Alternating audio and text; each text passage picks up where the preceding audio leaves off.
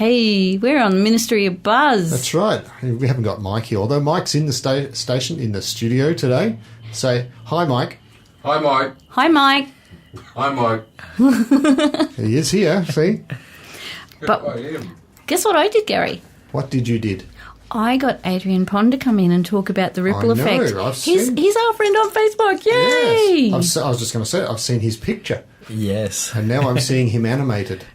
In real life, in 3D. Yeah. In real life, in 3D, So- that's right. Yeah, welcome, Adrian. Thank you for having me. Yeah, welcome, Adrian. And part of the thing is I get to talk to you on Facebook and interact. And as I said to you, come in and talk on the radio program because I get to see all your posts and what you're doing and what's happening. But what's the ripple effect? Where does it come from? What's it all about? Come on, tell me. Excellent. It's a great question, and it all starts with the name, the ripple effect, spelled with an A, so AFFECT. And there is a difference between the effect, the ripple effect that people talk about, which is quite often described as, when you drop a pebble into the pond and you see those concentric rings go out. That's the ripple effect, because effect is just the result. And the ripple effect is the description of what happened. What I aim to do is to actually cause something, that's what effect means, to cause. Cool. Yeah, to cause a result. So the ripple effect is all about making the world a better place, using businesses as the means to do that. So really, when business owners do something in the community, their business will grow naturally. And as they grow, and as I talk to most business owners, the more they grow in business, the more they contribute. So really, it's a compounding effect. That's why it's a ripple effect. I see. I had someone describe to me the other day the butterfly effect, but thinking about it, it has no bearing whatsoever because that was the result, whereas you're being proactive. That's right. And you're creating the ripple. Absolutely. Right. Absolutely. The butterfly effect, it is an effect, and it is the theory that the flutter of the butterfly's wings somewhere in the universe has caused an effect that you see, and that's a little bit philosophical because you don't really know whether that actually happened, but it is a theory. Well, yeah, but conceptually it could actually happen. It entirely possible. We've had this discussion when we're writing Sandy's book, actually. And that is that when something like a butterfly's wings flap someplace, it sets energy in motion. And sometimes it's just the tiniest piece of energy that somebody needs to go from this step to the next step. And I applaud you because what you're doing is you're actually proactively putting those effects into action. Exactly. You're making an effect. Exactly.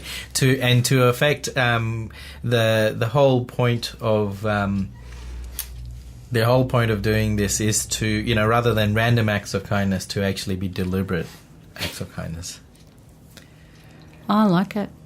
We have the butterfly in our symbol, but it's the power's in the struggle because the butterfly lives its life as a little caterpillar. Yeah. Then it goes into its cocoon and is completely vulnerable to the elements and everything else. Then it metamorphs into the butterfly, but it has a struggle to get through. And so working on the dyslexia side of it, it's working on this power in the struggle because if you help cut the butterfly out so he's not doing the struggle, then he can't fly. And the thing about business owners, especially in the current market, is that a lot of them are struggling. They are. And, with that metaphor of metamorphosis, of changing and to have a new purpose, I see that in the marketplace where business owners really can't do business as they have been for the last few years. The market has completely changed. It has. Consumers are looking for really more meaningful places to do business with because, let's look at the fact, hardly will you find a completely unique business.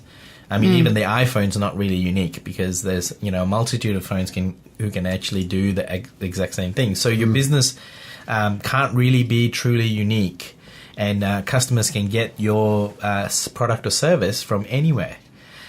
So in sometimes in geographically cheaper places. So what what do businesses have that actually draws customers in? And that's where I fill the gap, where the ripple effect is an opportunity for business owners to pick up a cause, and rather than try to be the expert in the industry, but rather be leaders in the community and stand for something. Okay, so you see that as being a value add? I see that as more than a value add, but really a value creation. And giving reasons for customers to come in. Yep. And, what Sandy's doing is Sandy's being a stand for the cause of acceptance and embracing, what you've got, really, from my point of view, specifically with dyslexia. Yep. Yeah. So that's right, yeah. So definitely, Sandy doesn't need to be an expert in that field. No, that's right. She really needs to be what she's done is she's taken on a position of a figurehead in a lot of ways. Exactly. A place for people to focus on. Exactly. But I guess if you go down the supermarket shelves and you're going to buy coffee, for argument's sake, you've got a choice. Do I buy that coffee or that coffee there? And there'll be one there that says that it's green or that it's it's fair trade. Yeah, fair trade is that's what the term I was looking for. And a lot of people are waking up to that now and they're going to the fair trade ones. Absolutely. It's really no difference in the coffee in terms of what gets ground and put in their cup. Exactly. It's the ethic behind the company that made the coffee. Absolutely. And that's what I understand you to be talking about. Is that correct? It's a little bit beyond that because, gone are the days where, you just try to get a product that works and then sell it for sell thousands of it at the cheapest price. But the reality now is that, yes, on one hand, people are getting more conscious about the path that the product comes to them. Organic is quite often more about non-cruelty, non-harm than it is about, having the most nutritious fruit, right? And same with free range and things like that. But what I'm talking about is really deliberately going out there to access the business owner's passion. Because, how many times have you gone into a business where they completely don't want to be there? It's completely boring and they've done it 100 times and you've asked them a question which might be the first one for you, but they've heard it 100 times. And that, you just get this reaction that, puts you off. I walked out of a coffee shop completely, forgetting my coffee because I was sick of waiting and I was just didn't like the attitude. Yeah. Right. And then when I was driving off, I realized I forgot my coffee, but I didn't want to go back, But you actually bought it and just left it behind. That's right. Because while I was waiting, I was just so frustrated and I was in a hurry and I got such poor service. I actually hurried off, completely forgetting that I had to wait to receive the coffee, right? And there was no interaction there. There was nothing to keep me there. There's nothing to, while I was waiting. But can you imagine a day when you walk into the coffee shop, they welcome you as if your mum was welcoming you home. Yeah. Just one little bit short of a hug.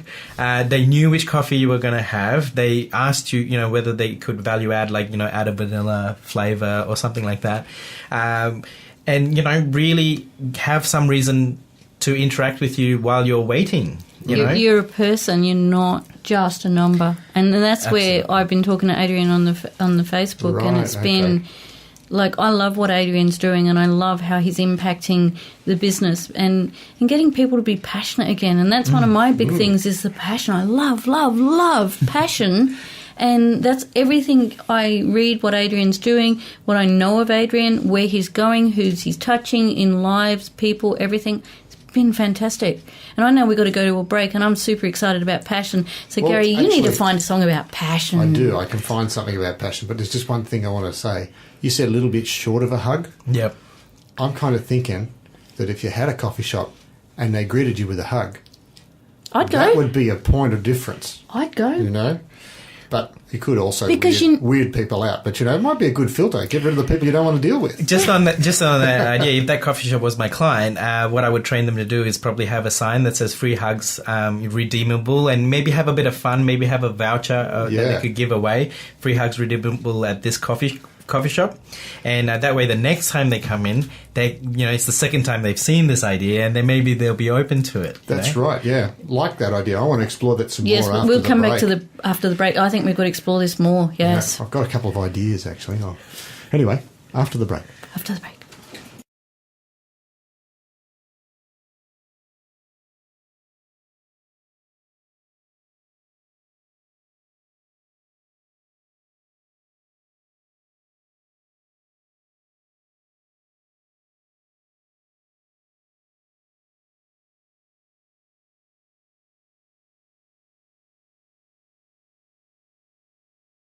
It's all right. My pleasure. Okay, we are back. We're back at the Ministry of Buzz, and we've got Adrian Pond. I know, this is exciting. Yeah. We're talking about hugs before the break. Yeah, that causes a ripple effect by itself. Absolutely. Yeah, all by itself, that's right. That's right. And, the one thing I must say about the hugs is not only do we need it as humans, culturally, different societies have different beliefs around that. But the hugs thing, it just goes to show how much people like that and want that. I remember the ages ago when there was that guy holding the free hugs sign, and that video went viral. It was one of the first videos I watched on YouTube. Yeah. It did. Yeah, It did. So there's a demand for this sort of stuff, absolutely. And that's what you actually teach with business owners, isn't it? You Absolutely. actually teach a unique method that's fantastic. I just love it. Can you Sure. tell everyone about it? Yeah, and so the whole thing about business is that the way you stand out in business is to be unique, right? A lot of people teach that, but it's been taught since the 1980s, and before that, people stumbled upon it. And back then too, it's actually a little bit easier to be unique because that was the beginning of our, big bull run in the market where everyone was doing well. Even the dips weren't so bad.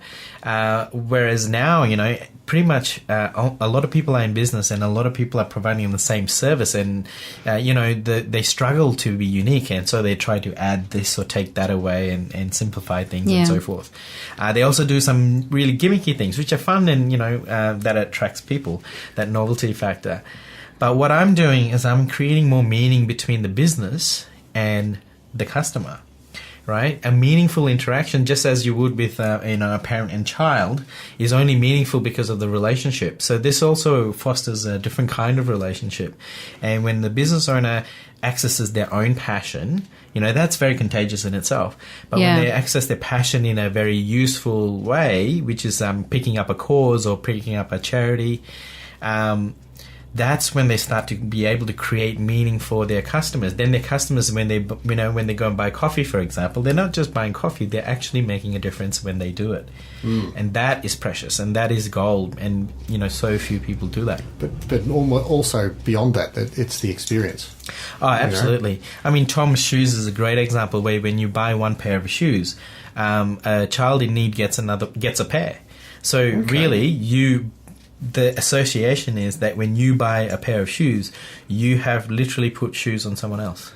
Yeah, that's awesome. Love that idea. Absolutely. Yeah. This is why I love Adrian so much. And like with all the communication, is Adrian's tapping businesses and showing them how to tap, doing their passion, but bigger than that, touching lives and changing lives for people who wouldn't be able to have that.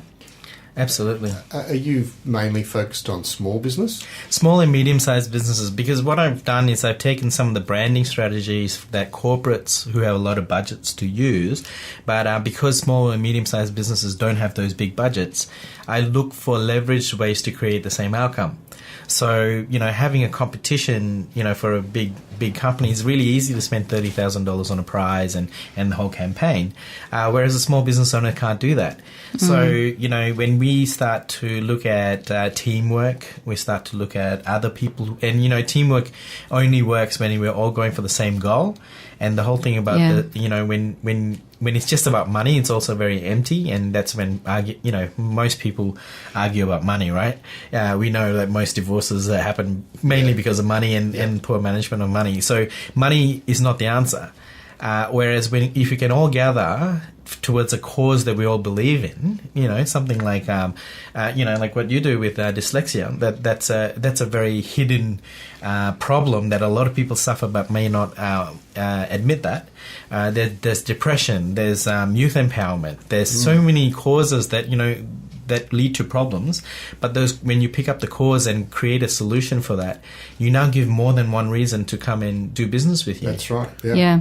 Yeah. Which is, I guess it's incumbent on a business to actually publicise what they're doing. Exactly. But it gives the public, their buying public, a reason to engage them, I suppose, make them feel good about what they're doing, in terms of purchasing from this business. Exactly. And, I'm really going to make a big difference by picking up that cause. I'm creating a cause for myself, which is that every business should be making a difference.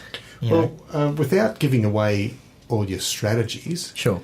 Could you give us I know you've already given us a couple of examples, but you would have a number of your favourite strategies, perhaps, that you would employ, and do they relate to specific types of businesses?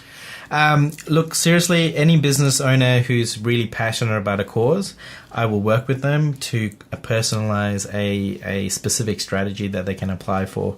But this works for any business, service or retail, with a product. And the challenge is always in the design, because what I help business owners is design a marketing campaign that they can use. So for example, with a retail store, it's very easy. They want to promote a particular product, they can associate that product with a cause. That's a very specific, very mass marketing style of strategy. For an accountant, they don't want hundreds of clients. They want the right amount of the right clients. Yeah. So for them, it's more about a referral program. But, no one looks at their business, an accountant very rarely looks at their business as a way of, marketing to get the right kind of clients. They just need more clients. That's right, yeah. And how often have you been to an accountant who's really passionate about something, right? My accountant is. Yeah, but it's rare, right? This is the first time I've heard of that. So here's the thing, if you're, so there are a number of strategies. So there are 5 ways that I teach business owners to ripple profits back to their business. So the first thing is to do if you're going to do something with marketing, definitely just do it big, right? And when I say big, most business owners think, big budget. No, it's about getting a big result. What can you do? Like using social media, you have that interactivity that can actually create a big result. And then when you create something of value, people will just share that, whether it's a video or an article, that's leverage. That's big. So that's one. Number 2 is to engage. Most business owners don't engage. Like the coffee shop, they were so disengaging that they actually irritated me, and I forgot my coffee. Right, that's a negative example. But we also created a positive example where went as far as getting hugs. That's full engagement. Gone are the days where businesses can just open their door and people walk in. Those days are long gone. So you need to start to reach out and interact with your customers. Then they'll remember you, and they'll also, they'll have something to do with you. So there's that connection. The third thing is to do something in the community, and what's in the community that's important for business? It's the customers. The customers are in the community. So when you do something in the community, you have the opportunity as a business owner to be a leader in the community, as opposed to being the best place to go to, because we don't always go to the best, because sometimes we find them too expensive or something like that. Or sometimes we go to, how often is the time where someone might, a tradesman might give a quote, but then they find out that they lost the client because their, brother-in-law is also in the same business, right? So, when you engage in the community, you start to be prominent, and people start to remember you and they refer to you. So the word of mouth starts to go crazy, and people who are not your clients, the magic of word of mouth is not so much that people are talking about you, is the people who are not your clients are talking about you. I think that's my exactly. KPI for that. And then after that is innovation. Every business, I truly believe that every business owner is sitting on an idea and completely sitting on it, and not doing anything to bring that idea out. Because when they do, any invention always solves a problem. Yes. So whether it's a better way of doing things or something completely new, the market needs it, right? And when a business does that, they'll do that. And the last thing is to put the heart back into business. Yeah. Business can't work without heart, I don't think. No, but for too long it has. Yeah. Totally agree. We had a discussion with, actually we're going to see this guy on Friday. But he got up one day and he gave a presentation about business and the way business is doing things.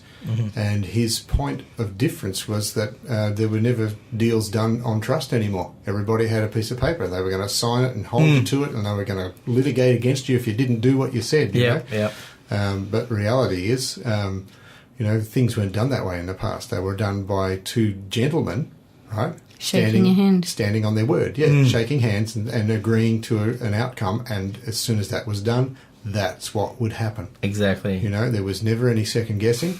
You never had to worry about it because these two people believed each other. Yeah. And they were men of integrity. That's not there in business these days, and I'd love to see that come back, to be honest with you. Absolutely. Because, it'd be nice to be able to trust a business to do what they say they're going to do. Absolutely. Yeah. So we got to go to a break. Yes, it's break time. This program is going so fast. It is. It's flying by, isn't it? Yeah. All right, we'll be back after the break with Adrian Pond from Ripple Effect.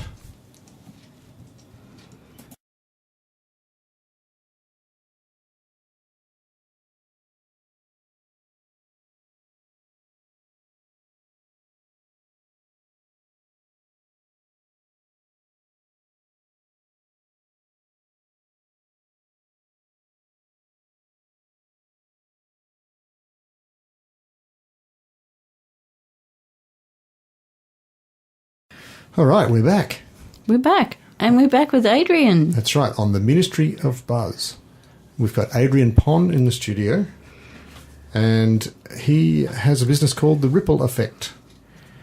Okay, so just before the break, Adrian, we were talking about the 5 different strategies. Yeah. What's an ideal business? What's an ideal business? Look, any business can make a difference. Any business can use these strategies. It's just about accessing what they're passionate about and creating something around that. So a lot of people have lost the passion for their business. They started the business wanting to either get away from the boss or wanted to create a lifestyle. But then most business owners, as we know, end up working for the worst person themselves. They don't get holidays. They work overtime and don't get paid. All of those things, and they miss out on the lifestyle. And the fact is, we spend more time at work than we do at home. Yes. So And why when you not work from home? You can work from home, but you're still working. So the whole thing is, if you're going to spend that much time with your labour, you might as well make it count in more than one way. So that's my philosophy, that if you're doing something, you might as well do it. So every time I speak at a business group, I videotape that so that either it's for my clients or I can put it out on YouTube as marketing or information. Right. I like the way you think. So it's all about doing 2 things or 3 things at the same time. So why not have your business? Your business is doing your business anyway, selling the same product or selling the same service. Well, why not make a difference? And when you do, there are rewards for that in business terms. And the only reason I put it in that frame is because I'm trying to encourage every business to start doing this.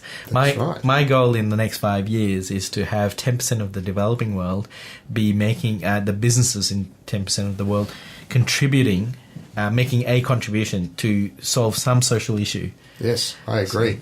We actually, it's funny what you say about recording it and putting it up on YouTube. We encourage all business owners that come in here that we interview to do exactly that. That's why the podcast we make available to them.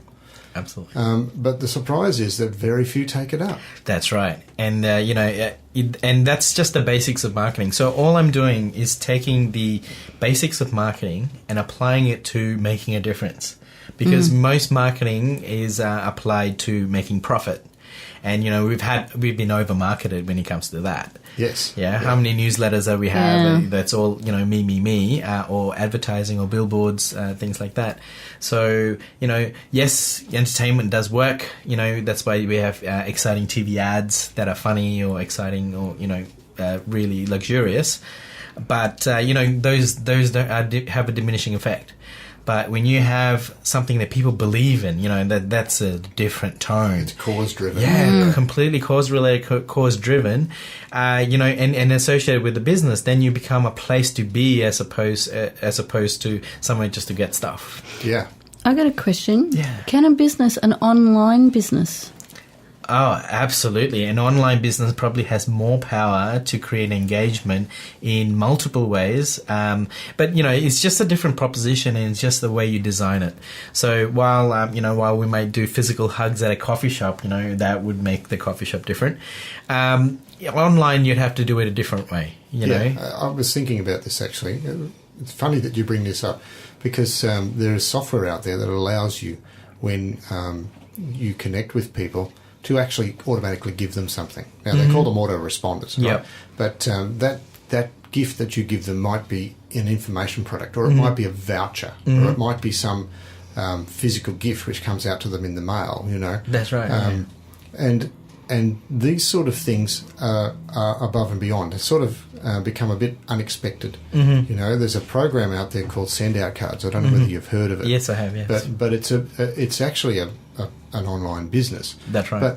But the essence of it is so much greater. If a bricks and mortar business used that as their, they could get referrals from this, because every time somebody works with them, buys something from them, they get a referral through, not a referral, they send them out a card, and that comes in the mail. It's something they can open up in the envelope, and they see who it's from, and that becomes unexpected. That's right. And moves them. That's right. That's right. Reaches to the heart. Now, before the break, we were talking about the heart. What is how in your mind would an online business, for argument's sake, reach the heart of their intended market? Excellent. So, online people think, it's very electronic, it's on the computer screen. But, technology, pretty much every laptop has a webcam. So anyone, children are doing this, anyone can create a video. And then when you talk passionately about what you're passionate about, why is it that you started your business? What are some of the wonderful client responses from using your product or service? Those are natural, passionate things, right? But then add to it a cause, why you believe that your business can make a difference simply by people shopping with you. That too can be a very direct way of making an impact. And that's pretty much as close as you'll get. It is 2D, and here we are meeting for the first time in 3D. That's right. Yes. There are ways, like and exactly as you said, so to follow that up with something physical. Absolutely, if you can find, just got to be creative. And when your heart's in the right place, the creativity comes. Yeah. That's right. Sandy would agree with this, but as much and all as testimonials are important online, if it's you giving the testimonial about what you believe, people engage, and that's exactly what you've just said. Yeah. So. I talk about my dyslexia from me and my perspective, not because it's all about me, but the plan is to write 14 books this year because I want to be congruent and just turn around and go, you know what, you can make a change, you can do stuff, you can ignite people through your passion. My passion is to touch dyslexics, and through that it's like, how can I touch them? How can I tell them that they're okay and they can do anything they want to, which is one of the things that you and I have talked about. It's through Facebook. And the thing is, I know your heart through Facebook, and you know my heart and my passion through Facebook, the interaction and what we've talked about. And so that's why I ask, what about online? Because they can do it, and you can show them how to do all that connection through that, as well as a bricks and mortar business. There's no limit to how you can help businesses. There's no limit to the ages of businesses either, can they? You can have a startup business, or you can have a business that's been long-term out in the market field too, can't you? Exactly. And, Sandy, you are an example of the 5 things I talked about. Straight away, you are doing something big. Writing a book in itself, one book in itself is big, because I'm going down that path and I'm finding how big it is. Had I known about that before, I might not have done it. But the thing is, you're doing this 14 times, right? So, it's 14 times bigger than just one book. So that's massive. And then you're engaging, you're having ways for people to connect with you, like on Facebook. you're doing something in the community, and your community are those who are suffering from the condition called dyslexia, which is actually more normal than not. It is. That's exactly right. I get dyslexic when I start typing. Letters don't appear, on the screen at the right order because my fingers are connected slightly differently. And autocorrect doesn't always work. Sometimes it actually corrects to a word that you didn't type. Exactly, which also gives another idea sometimes. Yeah, that happens to me all the time because I don't know how to spell. Yeah. I get, when it auto-corrects, it's like, what? Yeah. Lucky Gary's a copywriter and he edits the books and does all that stuff. But I just, Yeah. Are we out of time? We have just about hit the wall here. We better tell people how they can get hold of Adrian other than Facebook, because you can definitely get hold of Adrian on Facebook. Yes, exactly. So, Look, how can people get hold of Adrian? Sure. If they Google Adrian Pon, quite often they'll find me on Facebook or my website. You're that unique, are you? Yeah, I don't know why, whether it's my post or my articles. But, the website is therippleeffect.net. So if you look up therippleeffect.net, you'll find I'll me. just spell that out for the listeners. That's The Ripple Effect. That's THERIPPLEAFFECT.net, N-E-T. Yes, and I'm very contactable. So whether you find me on social media, send me a message. And share with me what you learned or what you've seen out that's really good, or something you're looking to do. So, if I can help in any way, definitely. Do you have pages on Facebook? Yes, or I have. Are you just there under your own personal name? Yeah, both. Both, I have the Ripple Effect page as well as myself, and I often engage in different forums as well. So absolutely, You're doing all the things we learnt last weekend, actually, by the sound of it. So that's amazing. We'd been doing it all, but I'm going to try and describe to people what the business card is, because I really, really like it. Thank you. There's a blue background which is sort of fading out to white in the middle, but the logo is like seeing the ripples in a bathtub of water in a pond. It's like seeing a ripple in a rainbow. In a rainbow. That's what I was just about to say. Ripples in a rainbow. It's really lovely. So there's a pot of gold. I like that idea of the ripples and the rainbow. But the rainbow also brings emotion with it, and I think that is actually, I think that's a measure of a good logo. No, thank you. Right, whether you can see emotion there, and the words and the image, actually, I find them very aligned. So good work. Did you make that yourself? No. Designer. Enthusiastic young man who just loved design came up with that for me. At first, I was a bit hesitant because it seemed a bit too, philosophical or esoteric. It reminded me of quantum mechanics. Oh, really? String theory. There is a theory called wave. Anyway, but the rings, they're not quite concentric. They're wavy. They're multicolored. So it's really embracing what's not necessarily conventional. That's right. Like if it was rings going up from a concentric point, that would be too average, I think. Too ordinary. Yeah, ordinary. But I really like it, and I think that's fantastic. I love it.